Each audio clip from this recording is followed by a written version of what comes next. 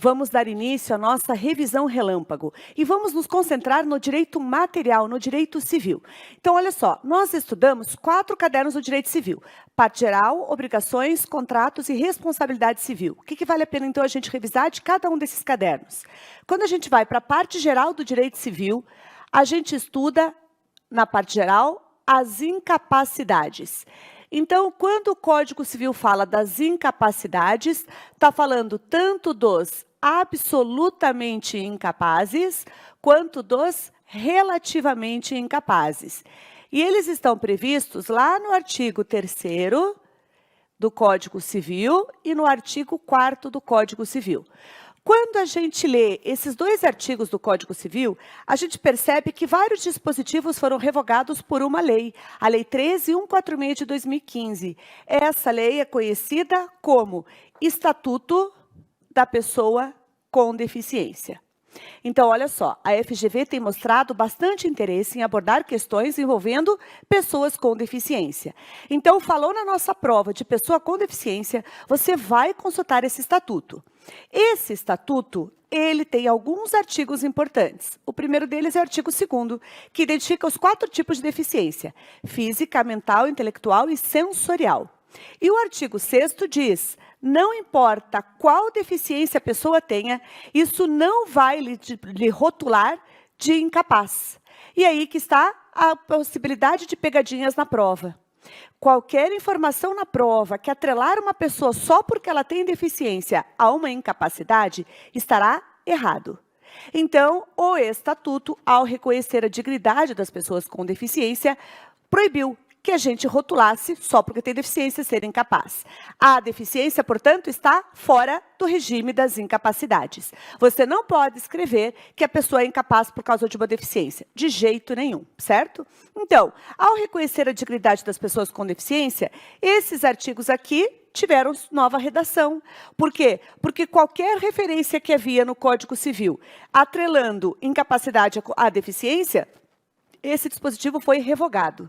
Então, olha só, absolutamente incapazes agora apenas os menores de 16 anos. Exclusivamente eles, tá? Dentro do Código Civil, absolutamente incapazes apenas os menores de 16 anos. Já os relativamente incapazes estão previstos em 4 incisos. Quais são eles? Aqueles entre 16 até 18, os ébrios habituais e viciados em tóxicos, os que, por causa transitória ou permanente, não puderem exprimir sua vontade, e ainda os pródigos, que são aqueles que gastam demais, comprometendo a sua subsistência. Rol dos incapazes acabou. Realmente há alguma referência à pessoa com deficiência? Não. Agora, vamos interpretar bem, né? É possível que uma pessoa com deficiência física tenha 12 anos de idade? Sim. E aí ela vai ser absolutamente incapaz porque ela tem deficiência física? Não, porque ela tem 12 anos de idade. É possível uma pessoa com uma deficiência intelectual ser pródiga? Gasta demais a ponto de comprometer a sua subsistência? Sim, é possível. Mas aí ela vai ser relativamente incapaz porque ela tem deficiência intelectual? Não, porque ela é pródiga, porque ela gasta demais comprometendo a sua subsistência. É possível uma pessoa com deficiência mental, seja por causa permanente ou transitória, não puder exprimir sua vontade para os atos da vida civil? É possível. E aí ela vai ser relativamente incapaz porque ela tem deficiência mental? Não, porque ela não consegue exprimir sua vontade para os atos da vida civil. Então, para que uma pessoa com deficiência se enquadre como incapaz, precisará se encaixar em uma dessas hipóteses. Não é porque ela é deficiente, mas é porque ela se enquadra em uma dessas hipóteses. Então, isso é muito importante a gente entender. Então, eventualmente, uma pessoa com deficiência estará sujeita ao regime das incapacidades. Mas é eventual, tem que verificar no caso prático o que está acontecendo exatamente com aquela pessoa. Então, vamos lá, entendendo direitinho o raciocínio. Uma pessoa dizia a prova de primeira fase. A pessoa tem 21 anos e tem síndrome de Down. Ela é o quê? Plenamente capaz. Fulana tem 19 anos e é autista. O que ela é? Plenamente capaz. Entendemos o raciocínio? Então, não importa qual deficiência, não rotulo como incapaz. Agora, vamos lá. Para que uma pessoa seja considerada absolutamente incapaz, precisa apenas verificar os documentos dela, porque o único critério é ter menos de 16 anos. Dos relativamente incapazes, a primeira hipótese é aquelas pessoas entre 16 até 18. Não precisa fazer nada a não ser olhar os documentos da pessoa para saber se ela é relativamente incapaz. Agora, as demais hipóteses dos incapazes, dos relativamente incapazes, vão dizer assim: ébrio habitual e viciado em tóxico, os que não conseguem exprimir sua vontade para os atos da vida civil, e os pródigos. Essas três hipóteses aqui do artigo 4º, concentradas exatamente nos incisos. Artigo 4º, inciso 2, 3 e 4. Para essas hipóteses aqui, vai ser necessário mover uma ação judicial para demonstrar ao magistrado que a pessoa se enquadra em uma dessas hipóteses aqui. De novo, ébrio habitual viciado em tóxico, não consegue exprimir sua vontade, e o pródigo. E a ação cabível é a ação de curatela. Esse é o nome mais novo dela, mas ela era conhecida antigamente como ação de interdição. É a mesma ação, prevista lá no Código de Processo Civil, a ação de curatela, também chamada ação de interdição. Visa o quê? Visa demonstrar ao juiz que a pessoa se enquadra em uma dessas hipóteses aqui, para que o juiz, depois de uma perícia multidisciplinar, realmente declare a pessoa como relativamente incapaz. Declarando a pessoa como relativamente incapaz, vai ter, então, a nomeação de um curador. Então, por isso que o nome é ação de curatela. Vai ser nomeado um curador a esse relativamente incapaz. Este curador cuidará dos negócios e do patrimônio desse relativamente incapaz. São esses os aspectos que o curador vai gerenciar da vida do relativamente incapaz. Então, a ação de curatela segue procedimento de jurisdição voluntária. Está prevista lá no artigo 747 e seguintes do CPC. Jurisdição voluntária significa o quê? Significa que eu preciso mover uma ação judicial porque a lei me determina, me obriga a mover uma ação judicial, mas não existe litígio entre as partes. Então, olha só, é muito comum a ação de curatela para uma pessoa idosa que está com Alzheimer em estágio avançado. Em razão do Alzheimer em estágio avançado, ela não consegue exprimir sua vontade para os atos da vida civil. Então, ela se enquadra aqui no inciso 3º do artigo 4º. Seja por causa transitória ou permanente, ela não consegue exprimir sua vontade para os atos da vida civil. Quem geralmente chega ao escritório de advocacia dizendo que tem um idoso com Alzheimer em estágio avançado? A esposa? Os filhos? Aí eles vão litigar contra o idoso? Não. Mas eles são obrigados a mover essa ação porque a lei determina. E aí, nós falamos que é jurisdição voluntária porque não existe litígio. Eu movo a ação, mas não existe um conflito entre autor e réu. Então, ela segue um procedimento de jurisdição voluntária, que está lá dentro do rol das ações de procedimentos especiais. Pois bem, essa daqui é a nossa ação de curatela. Sim, e é possível, já no começo dessa demanda, nomear um curador provisório? Sim. Pensa comigo, entre a propositura da ação até a sentença vai correr bastante tempo, né? Então, preciso agora de um curador. Eu vou pedir a nomeação de um curador provisório. Esse curador provisório é a tutela provisória na ação de curatela. Então, o juiz, já no início do processo, nomeie um curador provisório. Então, olha só. Quando uma pessoa com deficiência se enquadrar em uma dessas hipóteses aqui, caberá essa ação de curatela? Sim. Quando uma pessoa sem deficiência se enquadrar em uma dessas hipóteses aqui, caberá a ação de curatela? Sim. Com o mesmo cenário que nós vimos aqui. Então, é por isso que o Estatuto da Pessoa com Deficiência diz, a partir lá do artigo 84 e seguintes, lá do Estatuto, estamos dentro do Estatuto da Pessoa com Deficiência, diz que, eventualmente, a pessoa com deficiência estará sujeita à curatela. Eventualmente. Ainda sobre o Estatuto da Pessoa com Deficiência, vale a pena também a gente lembrar da TDA, prevista no artigo 1783-A do Código Civil. tomada de decisão apoiada. A tomada de decisão apoiada é uma ação que será promovida pela pessoa com deficiência.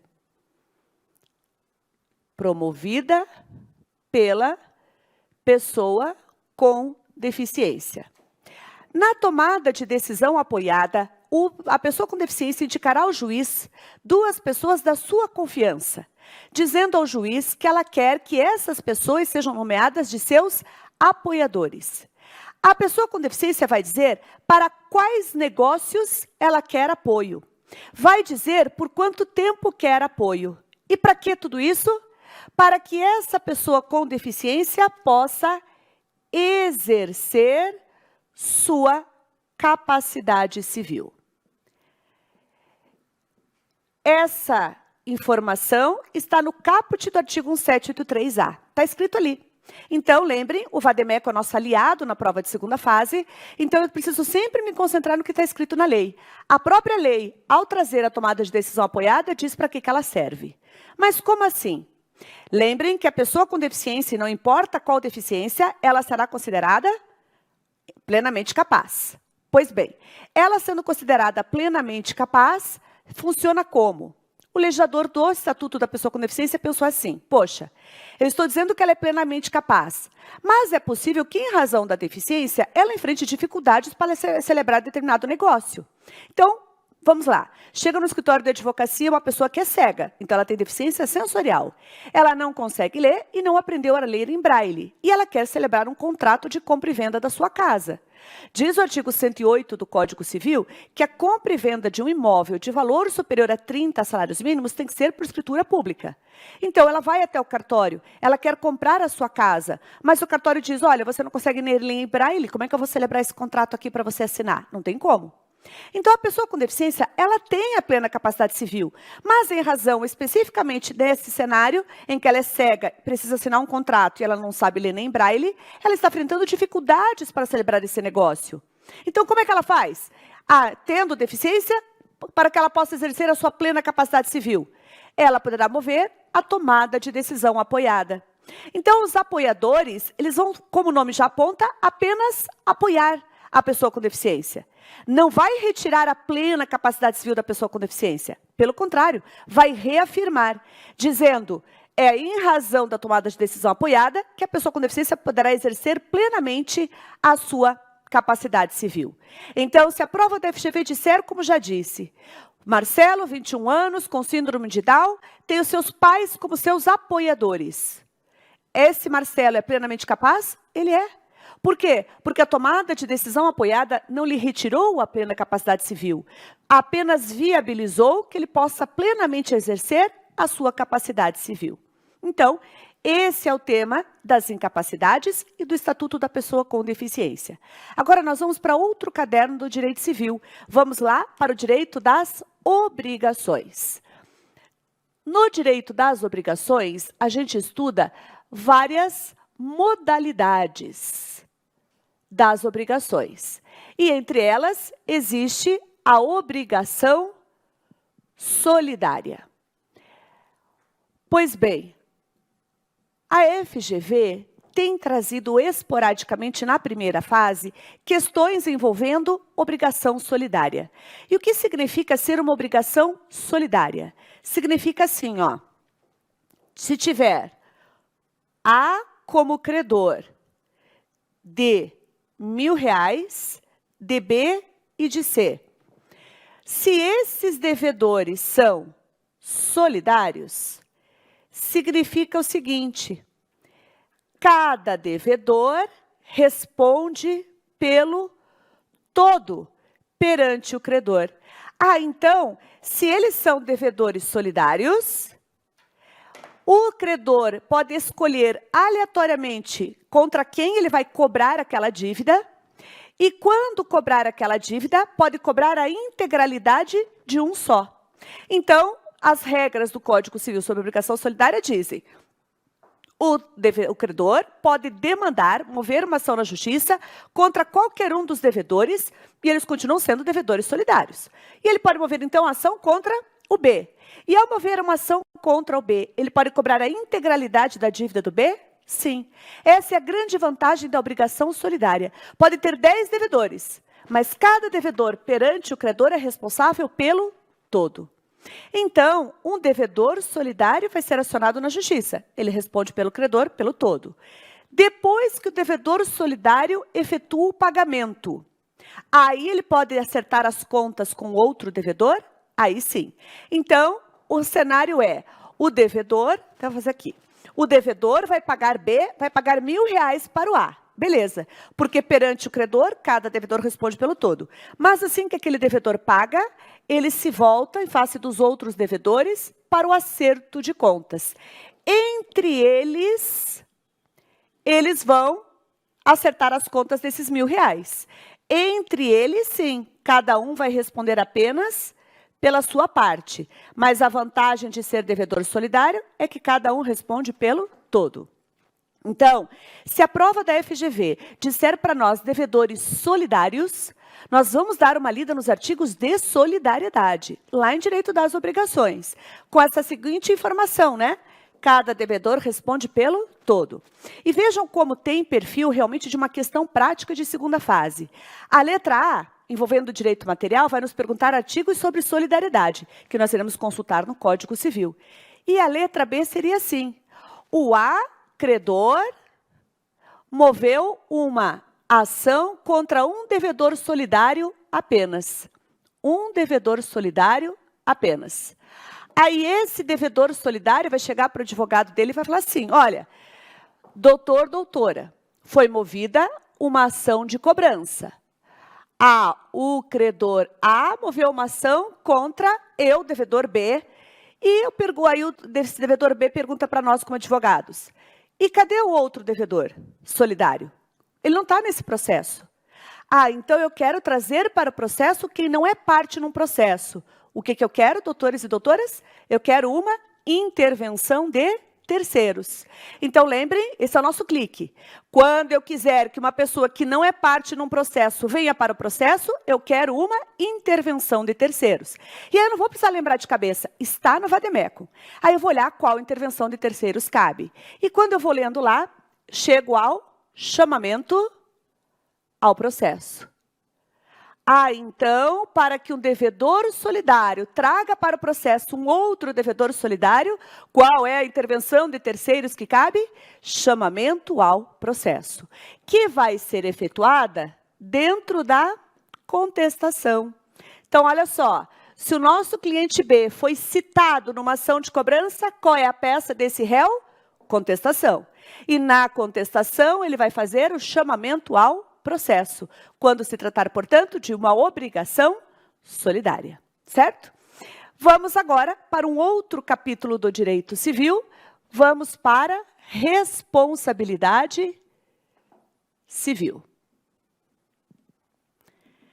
Bem, quando nós identificarmos na prova, seja na peça processual, seja em questão prática, responsabilidade civil, nós temos que lembrar o seguinte: precisaremos verificar no que consiste a conduta que foi praticada pelo réu. E aí a gente vai olhar lá o artigo 186 e seguintes do Código Civil, que tratam dos atos ilícitos. Então, eu preciso enquadrar a conduta praticada pelo réu. Então foi um ato ilícito? Foi o estado de necessidade, legítima defesa, foi uma hipótese de abuso de direito? Eu primeiro devo enquadrar a conduta praticada pelo réu. Depois eu devo verificar quais foram os danos experimentados pela vítima. E aí eu poderei consultar tanto o artigo 944 e seguintes do Código Civil, que trata da indenização. Então, são nesses artigos aqui que, por exemplo, o Código Civil diz assim: no caso de homicídio, ou seja, no caso da vítima morrer, o que vão consistir os danos? Os danos vão ser as despesas de luto, de tratamento antes da vítima morrer, são uma pensão alimentícia para as pessoas que o morto deveria alimentos? Então, ali estão os danos. Quando o dano praticado à vítima provocou uma incapacitação profissional, está ali escrito quais serão os danos. Então, a gente deve verificar quais são os danos experimentados pela vítima, conferindo no Código Civil os danos previstos pelo Código Civil. Agora, além desses aqui do Código Civil, nós temos que lembrar que tem a súmula 37 do STJ, que nós fizemos remissão, é aquela que diz que é possível acumular o dano material com dano moral, e também a súmula 387, que diz é possível acumular o dano moral com dano estético. Não há previsão no Código Civil, literalmente, sobre o dano estético. Então, a previsão de dano estético está na súmula 387. Como se trata de dano, pode ser eventualmente mencionado o artigo 5º da Constituição, porque lá fala, né, da ofensa à honra, a ofensa à pessoa gera o dever de indenizar, principalmente no inciso 5º e no inciso 10 da Constituição, então pode ter alguma coisa assim. E ainda, sobre os danos, se for uma relação de consumo, nós podemos verificar lá o artigo 6º do CDC, que também fala do direito à reparação de todos os danos ao consumidor. Então, o rol dos danos que a gente pode consultar lá na prova, seja para questão prática, seja para peça. Um outro aspecto é o nexo causal.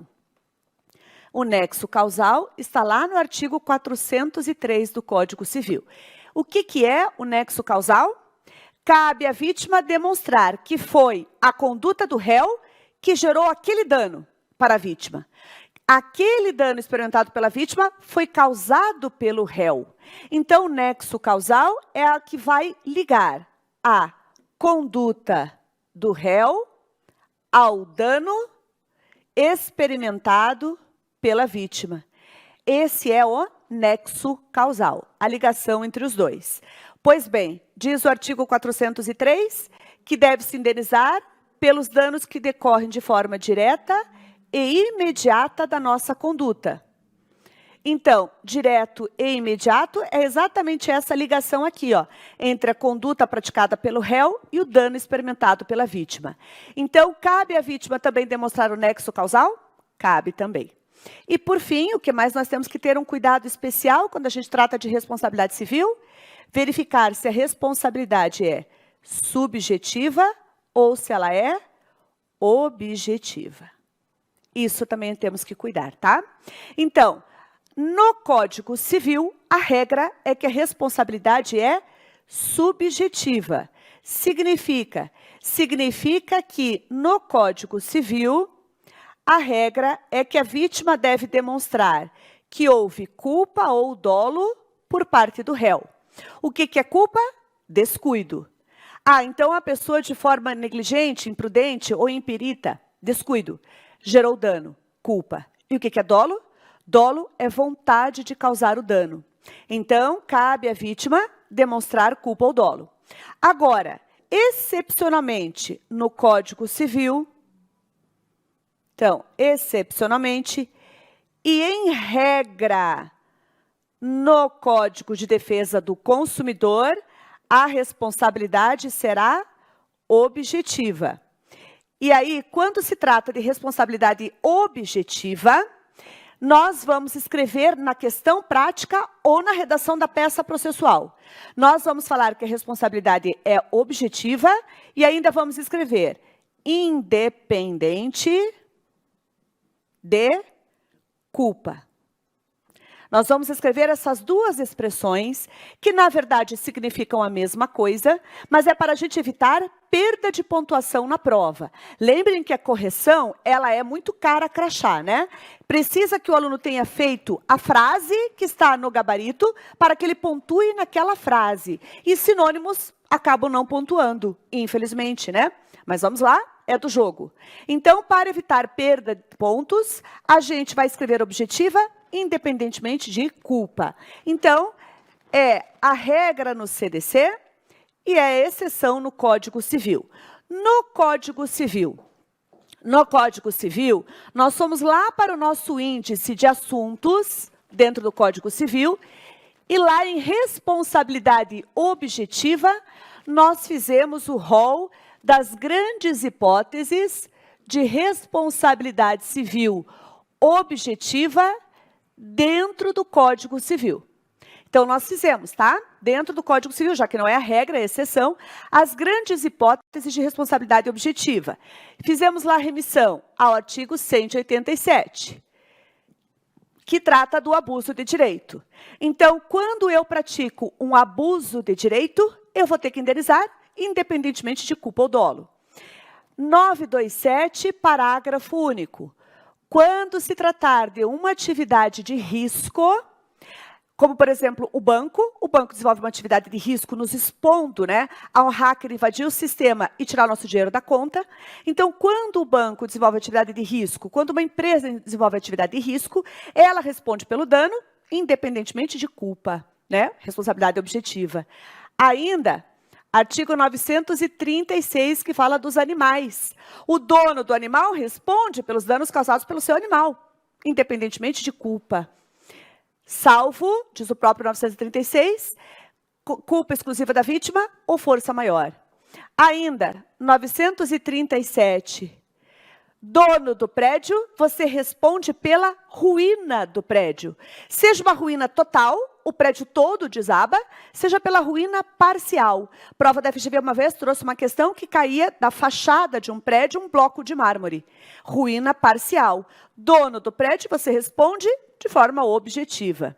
Ainda 938. Habitante do prédio. Você responde pelas coisas que são lançadas da janela, assim como responde pelas coisas que caem da janela. E é uma responsabilidade objetiva.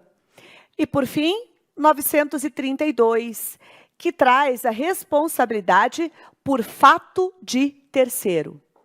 Pais, vocês indenizam os danos causados pelos seus filhos menores. Tutor, responde pelos danos causados pelo tutelado. Curador, responde pelos danos causados pelo curatelado. Empregador ou comitente, que paga comissão. Você responde pelos danos causados pelos seus empregados ou pelos seus prepostos. Hospedaria, você responde pelos danos causados pelos seus hóspedes. São hipóteses de responsabilidade civil objetiva. Significa, pai, ainda que você tenha sido cuidadoso, se o seu filho quebrar a janela da vizinha, seu filho de 12 anos, você vai ter que indenizar. Então, é uma responsabilidade que independe de culpa. Então, esse é o rol das grandes hipóteses de responsabilidade civil objetiva dentro do Código Civil, em que a vítima não vai precisar demonstrar culpa ou dolo. Não precisa. Por quê? Qual aconteceu a hipótese prevista na lei, haverá o dever de indenizar. Bem, agora nós vamos para o último capítulo das nossas matérias, que é o direito dos contratos. Então, direito dos contratos pode aparecer tanto na peça processual quanto nas questões práticas. Então, lá nas questões práticas, lá na peça processual, vamos pensar assim. Preciso verificar qual é o contrato que foi firmado entre as partes. Então, como primeiro ponto, identificar qual contrato foi celebrado. E muitas vezes a FGV, ela vai nos dizer literalmente qual foi o contrato. Contrato de mútuo, contrato de fiança, contrato de comodato, doação. Então, ela disse qual é o contrato, né? Isso já nos ajuda bastante a pesquisar a resposta. Só lembrem o seguinte, tá? Dentro da nossa segunda fase civil, nós temos que sempre nos perguntar o que vai aplicar naquele contrato.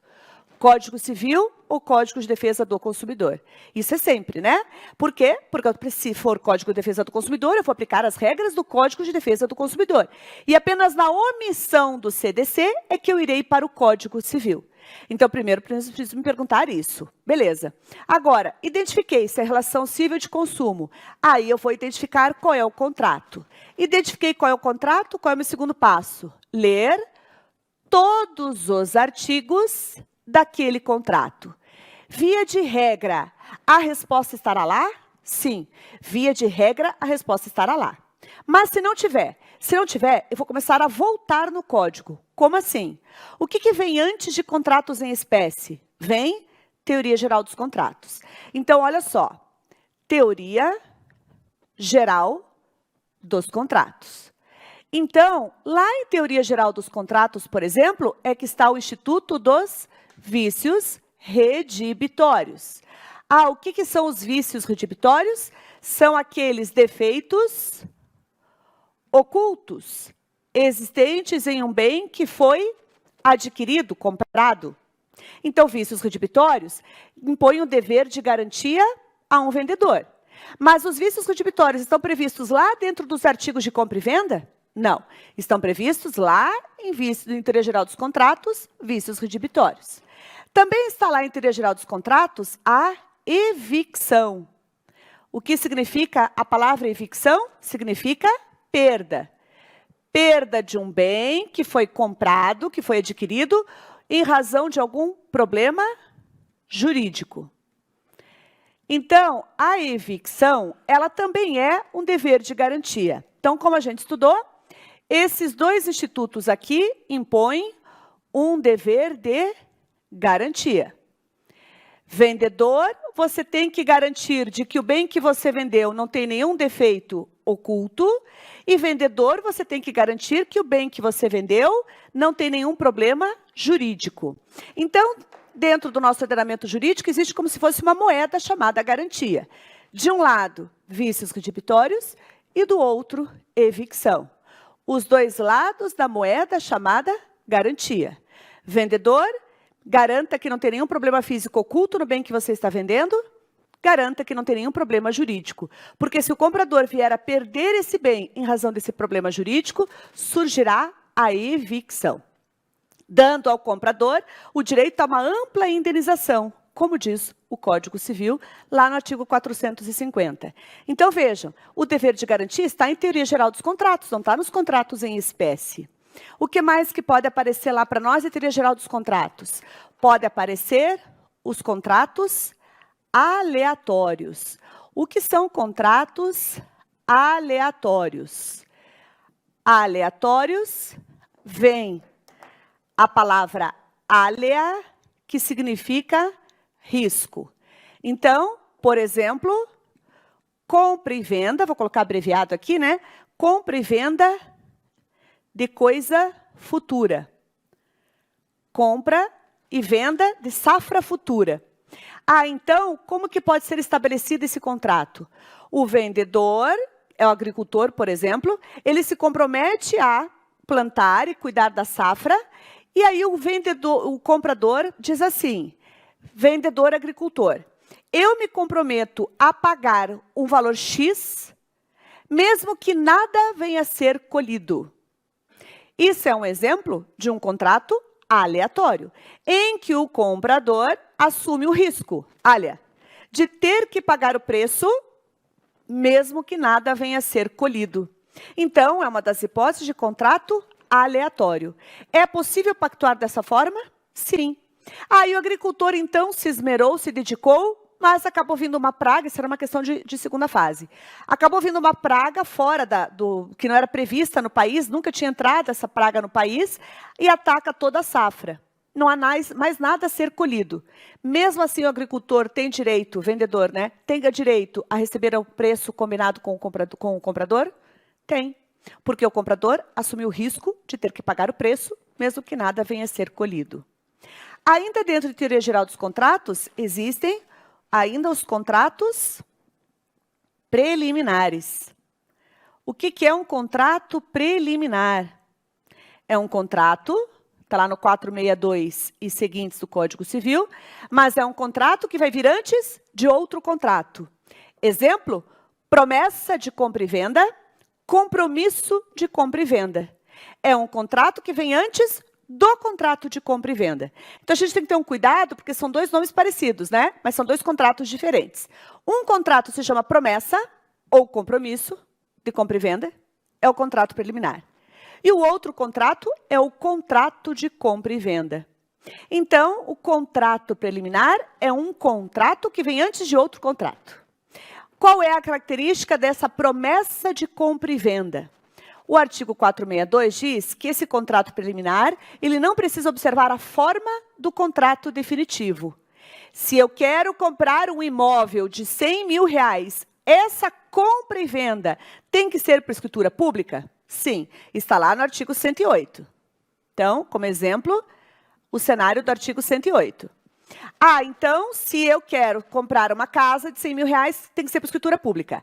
Ah, mas eu não vou celebrar o contrato de compra e venda. Eu vou celebrar o contrato de promessa de compra e venda, de compromisso de compra e venda. Aí, esse contrato precisa observar a forma do contrato definitivo? Não. Ele não precisa observar a forma do contrato definitivo. Ah, então é por isso que o compromisso de compra e venda, também chamado de promessa de compra e venda, pode ser um instrumento particular e chamado na linguagem do dia a dia como um documento, um contrato de gaveta? Pode, porque a lei não exige a forma de escritura pública. Essa é a grande característica do contrato preliminar. Agora, se esse compromisso de compra e venda, promessa, compromisso de compra e venda, for levado a registro no registro de imóveis, ou seja, eu chegar lá na matrícula do imóvel e colocar lá na matrícula do imóvel que foi celebrado esse contrato de promessa de compra e venda ou compromisso de compra e venda. Aí, o artigo 1417 e 1418 dizem que o promitente comprador do imóvel que pagar o preço integral desse compromisso de compra e venda do imóvel e não tiver cláusula permitindo o arrependimento por parte do vendedor, esse comprador tem o direito real à aquisição do imóvel.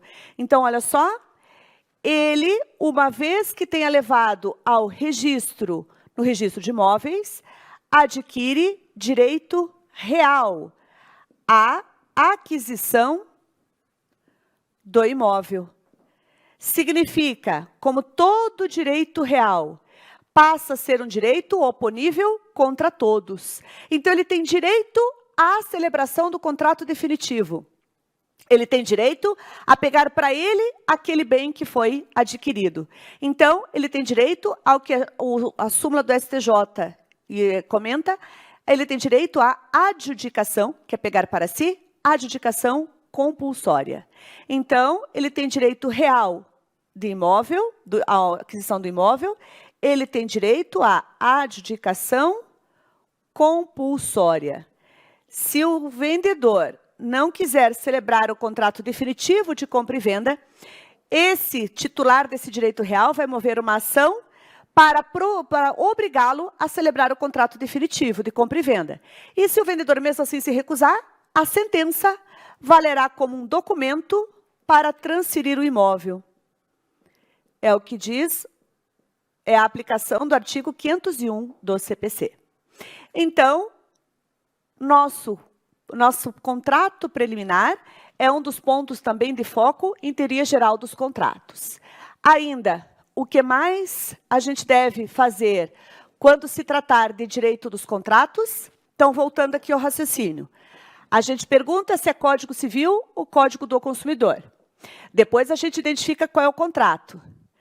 Depois a gente lê os artigos daquele contrato. Se a resposta não estiver lá, nós vamos ler todos os artigos que falam de teoria geral dos contratos. E aí aqui a gente acabou fazendo revisão em 4 pontos em teoria geral dos contratos para a gente relembrar. Mas se por acaso a resposta não estiver lá, qual é o nosso 4º passo para identificar a resposta? Estamos voltando no código, né? Nós vamos lá em direito das obrigações. Então, a gente está voltando. Antes de contratos em espécie, é teoria geral. Antes de teoria geral dos contratos, tem obrigações. O que tem lá em obrigações que pode estar vinculado com a matéria de contrato? O que tem lá é a cláusula penal. Cláusula penal é a multa, que é estipulada num contrato, né? Ah, então, se eu não pagar o aluguel no dia 10, vai ter multa? Vai, é uma cláusula penal. Se eu não pagar o boleto da contribuição de condomínio no dia do vencimento, vai ter uma multa? Sim, é uma cláusula penal. Se eu descumprir aquele contrato, eu combinei que ia fazer tal coisa e simplesmente vou descumprir aquele contrato, tem uma multa? Tem. Então, isso é cláusula penal. E outro tema que tem lá em obrigações são as arras. Arras é sinal de negócio. Então, veja, pode ser que a FGV traga uma questão dizendo que as partes celebraram um contrato de compra e venda e o comprador deu um sinal de negócio. E aí, as regras sobre sinal de negócio vão estar lá no contrato de compra e venda? Não. Estarão lá em Teoria Geral dos Contratos? Não. Vão estar lá em Direito das Obrigações. Então, por isso que eu vou voltando no código para procurar a resposta, né? E se por caso não estiver lá, aí eu vou para o meu último passo, para identificar o gabarito, que é parte geral do direito civil. Se a prova da FGV disser, como já disse, fulano com 12 anos faz um empréstimo com a vizinha. Uma pessoa com 12 anos fez um empréstimo com a vizinha. Tem cabimento isso? Não, né? Mas isso está onde? Lá no contrato de empréstimo? Não. Teoria Geral dos Contratos? Não. Obrigações? Não. Tem parte geral. Se ele tem 12 anos, ele é absolutamente incapaz. Então, pode ser que a resposta esteja vinculada às incapacidades. Pode ser que a questão esteja envolvida com prescrição. Então diz lá a prova, foi celebrado um contrato de mútuo de dinheiro e o devedor não pagou. Então o credor quer receber esse crédito. Qual é o prazo que ele tem para reclamar? Para reclamar, ajuizar uma ação de cobrança, cobrar esse valor? O prazo é um prazo de prescrição, que estará lá onde? Em parte geral do direito civil. Então, é por isso que a gente deve fazer esse passo a passo para identificar a resposta de uma questão prática, indo desse jeito, voltando no Código Civil, certo? E com isso, pessoal, a gente consagrou vários temas de direito civil que nós estudamos juntos, relembrando vários temas, né? E com o objetivo do quê? De te capacitar tanto para a peça processual, quanto para as questões práticas. Respira fundo. Respire bastante, acalme seu cérebro, porque hoje é dia de vitória. Não deixe que nada nem ninguém lhe tire dessa conquista. Lembre que você não precisa saber 10 pontos, né? Você precisa saber 6. Capricha no que você sabe. Você sabe o suficiente para se consagrar vitorioso hoje. Uma boa prova. Primeira pós-graduação do Brasil no metaverso, Helene? Sim, Isaías, o curso jurídico proporciona a você um espaço para tirar todas as suas dúvidas acerca das audiências, aquele medo, aquele receio que você tem de qual postura você vai ter. Agora, no metaverso, uma prática real. Você vai conseguir aprender audiência, petição, ter correção das suas petições e muito mais. Pós-graduação de Advocacia Prêmio do curso jurídico.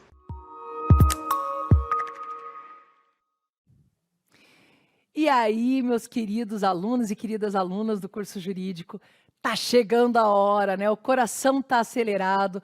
Mas, gente, confiem, vai dar tudo certo. Estou aqui na vibração, em oração com vocês.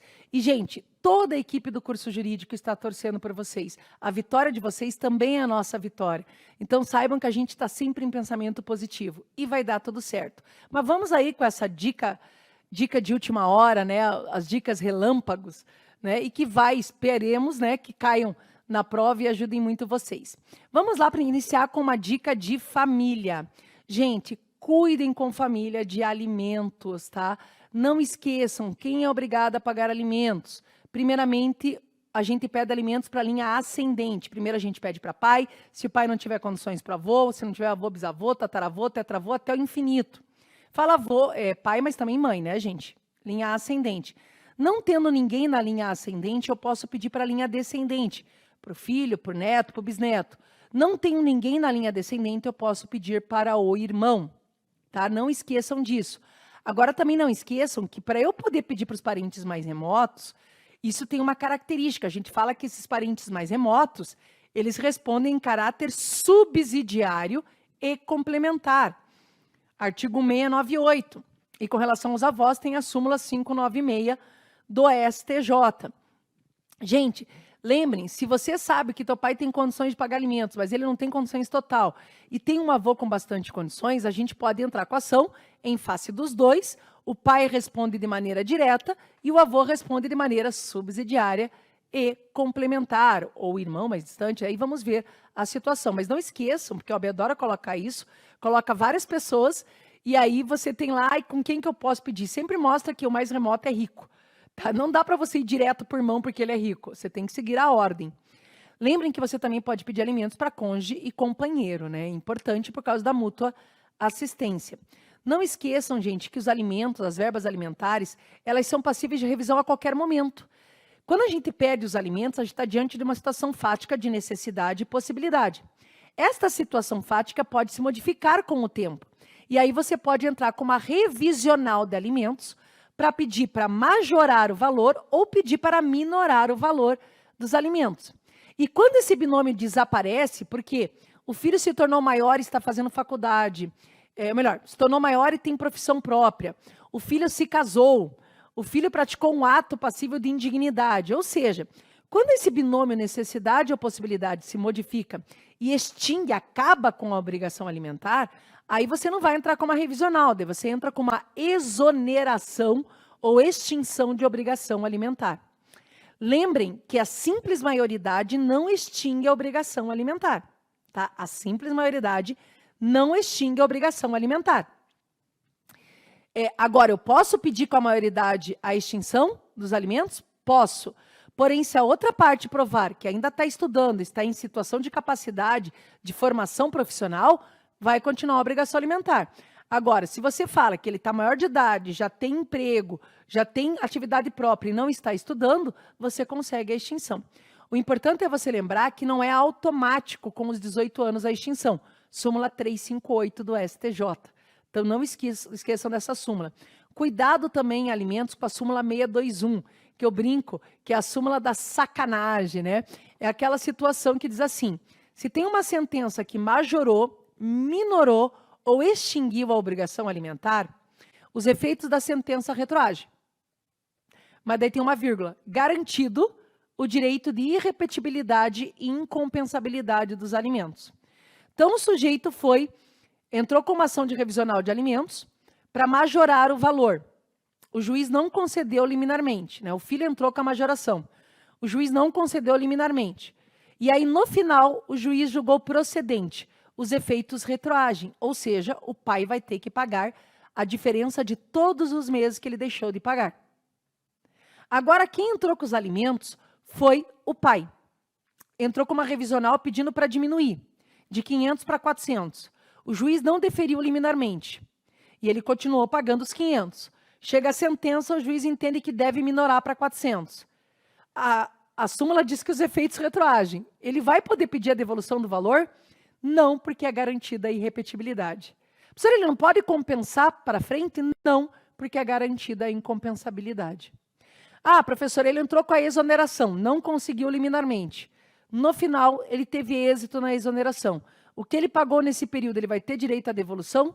Não, porque os alimentos são irrepetíveis. Súmula 621 do STJ. Cuidado. Gente, ainda também em família, cuidado com o regime de comunhão parcial de bens. Não esqueçam, artigo 659 e o 660. Comunicam-se os bens adquiridos onerosamente após o casamento, que não sejam bens subrogados de bens particulares, entram também na comunhão, ou seja, meio a meio. Os bens adquiridos por fato eventual, mega-sena, loteria, entra na comunhão parcial de bens, os frutos e as benfeitorias feitas em bens particulares. Se o bem é particular, não entra na comunhão parcial, mas os frutos produzidos por esses bens e as benfeitorias feitas nesses bens entram na comunhão parcial de bens. Não esqueçam. E o que fica excluído, então, professora, da comunhão parcial de bens? Que não vai fazer parte da partilha.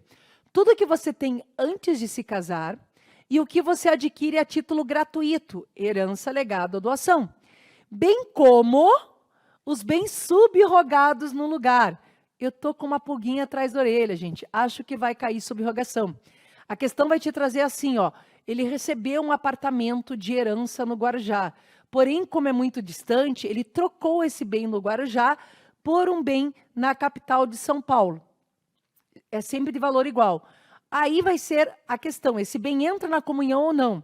Para os desavisados, vão pensar assim, como foi adquirido onerosamente durante o casamento, entra. Só que não entra, porque foi uma subrogação, uma troca de um bem particular. Um bem particular que aquela cláusula de incomunicabilidade foi para o outro bem.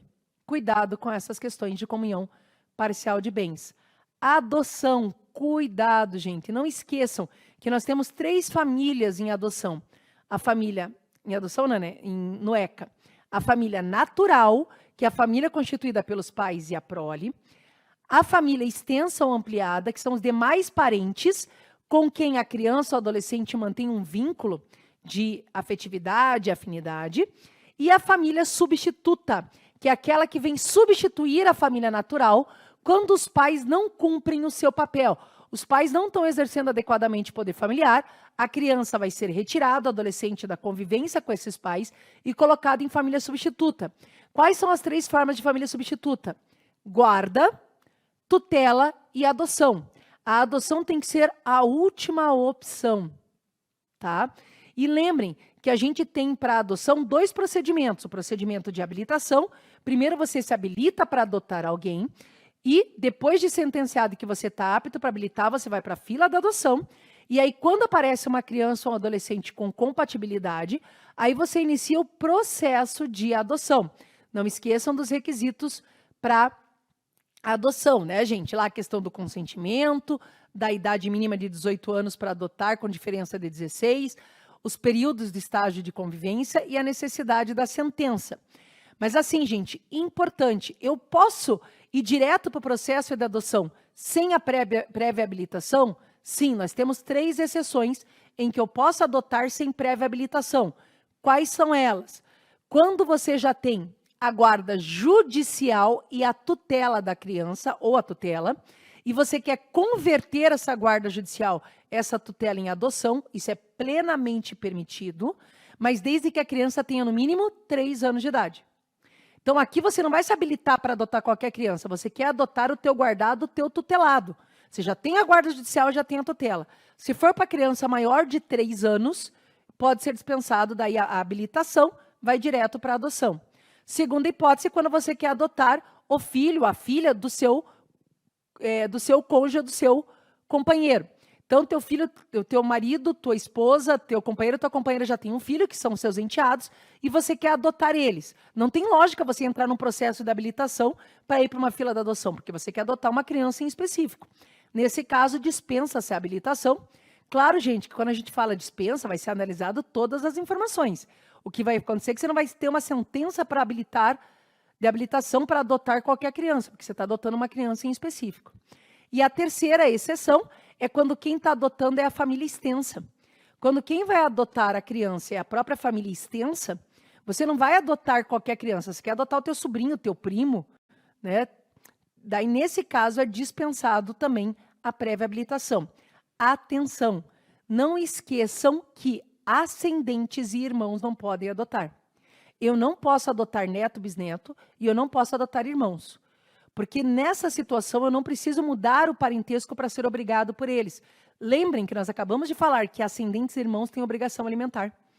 Então eu posso continuar na figura de avô, na figura de irmãos, com a guarda até a tutela e pagando alimentos. Então eu não preciso trazer para a criança uma confusão de relação parental. E, gente, dica de sucessões. Não esqueçam, foi para sucessão, tem que lembrar a ordem de vocação hereditária, artigo 1829. O que diz o 1829? Primeiro a gente chama os descendentes, e se a pessoa que morreu era casada, é os descendentes em concorrência com o cônjuge. Quando é cônjuge com descendentes, o cônjuge concorre dependendo do regime de bens. Não esqueçam que se for comunhão universal de bens e separação obrigatória de bens com descendentes, o cônjuge não concorre. Lembrar, cub-sob não concorre. Se for comunhão parcial de bens, separação de bens pactuada, participação final nos aquestos, o cônjuge concorre com os descendentes. Porém, não esqueçam que na comunhão parcial de bens, precisa ter bens particulares e a concorrência vai ser só nos bens particulares. Mas o sujeito faleceu, não deixou descendentes. Qual que é a segunda classe? A questão vai te trazer irmãos e avós. Quem são os herdeiros? Os avós. Avós herdam antes de irmãos, porque irmãos são colaterais. E avós são ascendentes. Ascendentes é pai, avô, bisavô, até o infinito. Os ascendentes serão chamados à sucessão Se a pessoa morreu e não era casado, só vai para os ascendentes. Se o sujeito que morreu era casado, a sucessão vai para os ascendentes em concorrência com o cônjuge. Com ascendentes, o cônjuge concorre sempre, independente do regime de bens e sempre no patrimônio total. Não esqueçam que a sucessão de ascendentes se dá por linhas, metade para a linha paterna, metade para a linha materna. Não deixou descendente, não deixou ascendente, aí quem vai ser chamado à sucessão? O cônjuge. Cuidado, a questão também pode lhe trazer lá que ele era casado e deixou 3 irmãos. Irrelevante os irmãos. Irmãos são colaterais, ocupa a 4ª classe. Se tem cônjuge, cônjuge herda antes. E o cônjuge herda a totalidade da herança, independente do regime de bens. Então, repetindo, sujeito morreu, não deixou descendente, não deixou ascendente, mas deixou o cônjuge ou companheiro, eles recebem a totalidade da herança, independente do regime de bens. Não deixou descendente, não deixou ascendente, era solteiro, viúvo, divorciado. Deixou colaterais, então a sucessão é dos colaterais. E os colaterais todos têm chance de receber na seguinte ordem. Primeiro chamam-se os irmãos, lembrando que irmão bilateral herda o dobro do irmão unilateral, na mesma coisa o sobrinho. Na falta de irmãos, herdam os sobrinhos. Na falta de sobrinhos, herdam tios. E apenas na falta de tios, chamam-se os parentes colaterais até o 4º grau.